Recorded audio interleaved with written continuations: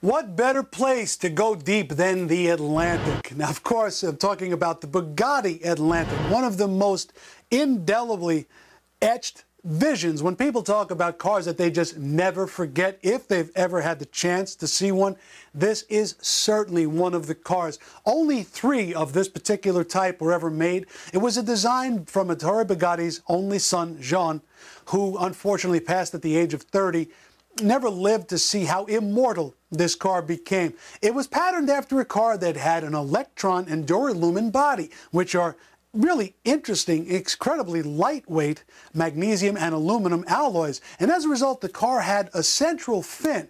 Well, when the car went into a production version, which had a more conventional body, they retained the fin because it was that distinctive. Now, there are going to be no fewer than 3 or 4 Atlantics coming out over the next couple of months.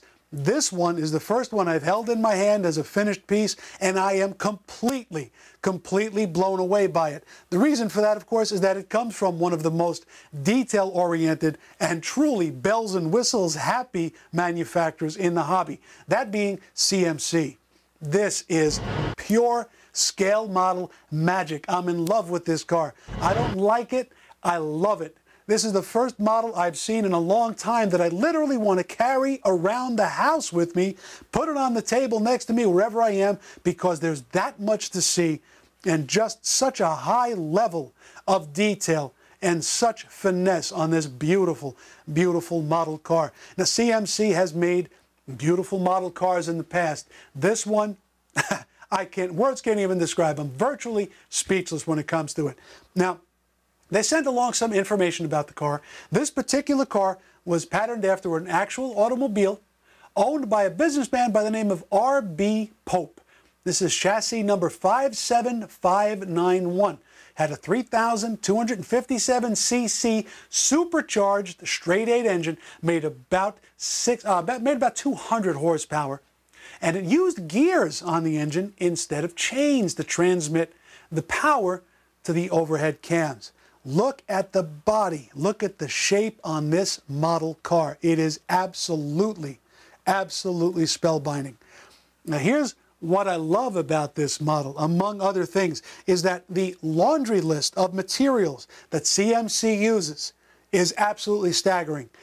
They have just about every possible modeling material you can think of in here. There is pressed steel, pressed brass, copper, stainless, brass tubing, copper tubing, fabric, leather.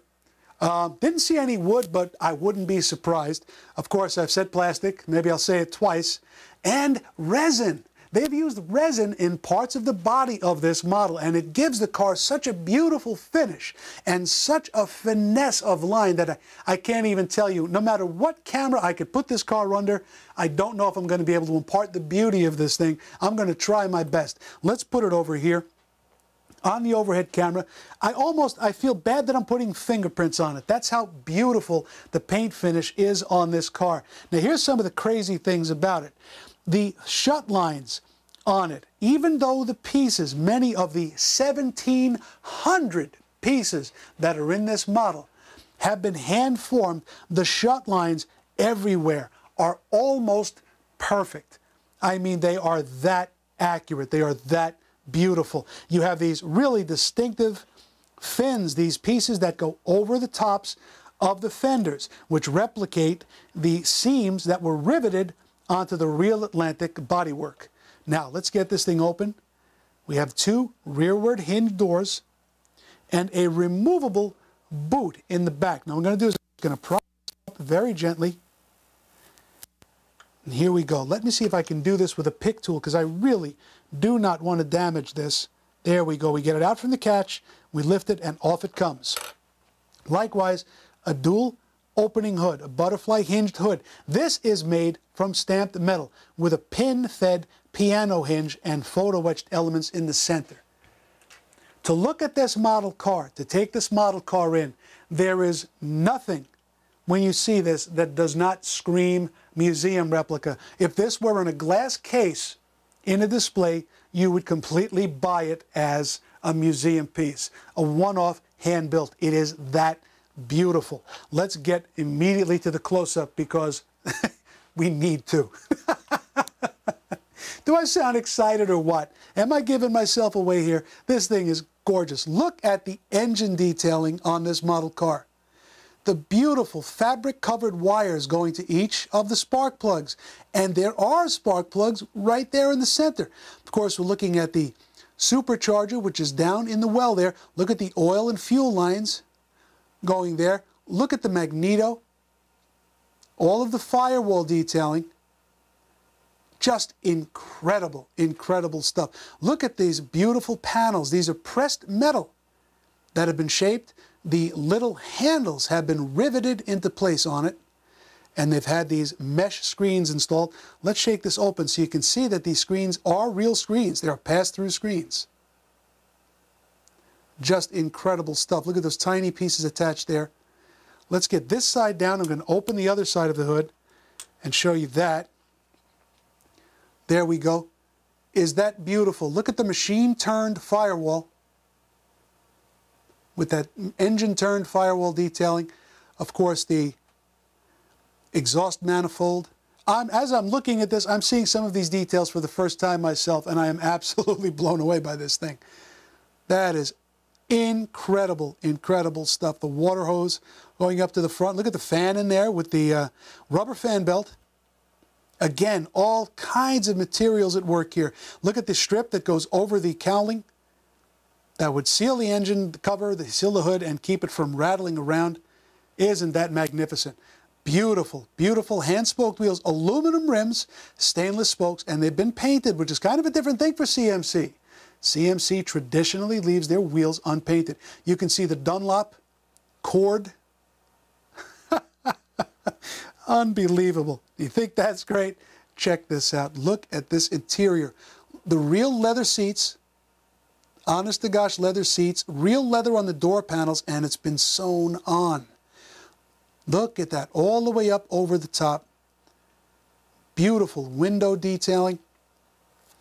Let's spin the car around, see if we can get a different aspect so I can show you the dashboard. This beautiful. That is faux wood. That is not real wood. It looks like the real deal. Look at the gauges on this thing, and I'm going to get you a different aspect. Look at the knobs and the pulls, all of the stainless, gorgeous steering wheel, the lamb's wool carpet. Let's get a different aspect on that if we can. Let's get in through the door. Look at those gauges. Look at that steering wheel. What an incredible, incredible piece of modeling this thing is. All the way around. I'm going to tilt the seat back forward just a little bit, and I'm going to try to get you inside. Just give you an idea about the rear package area. There we go, the leather straps going across the back shelf, which is carpeted. We have this fin going over the top of the car. Very delicate. Spare tire in the rear. This is removable, but this is a hand sample. I did not want to force it. There is a carpeted well that it sits in, and I just didn't want to destroy anything or take the chance of damaging anything. Look at these six little exhausts, which leads us to the bottom of the car. The detailing under here is absolutely incredible. Look at the bottom of this engine. The cables run to the starter. And now we have this stainless plate that goes through the whole bottom of the car, as it did in life. There we go, the CMC badging. Going to the rear. Elements of the exhaust are done in stainless steel as well. And of course, being a CMC, there's a stainless, looks like an oil reservoir for the dry sump. Let's take this wheel off. Let's just spin this knock off. There we go. Let that drop and take the wheel off. And there we have an even better look at the elements of the working suspension. Watch that knee action shock as I press on the wheel. It rebounds just the slightest bit against those steel springs. There's the brake line. This is magnificent. Magnificent stuff. Beautiful metal grille. Outstanding lensing. And of course, when you put that wheel back on, you've got that really distinctive Bugatti caster to the front wheels.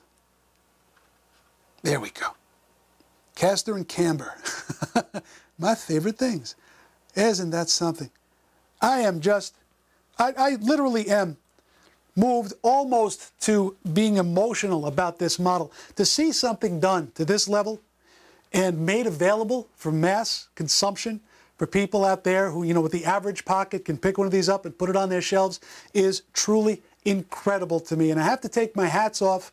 If I had to make a judgment call as to one of the 10 most important mass-manufactured model cars of all time, this one just went onto a very short list among those cars. It is that good. This is an incredible, incredible subject, a beloved subject for a lot of collectors. And the fact that they've done it to this level of detail can only mean that they took the time enough to get so many things right. It is absolutely beautiful.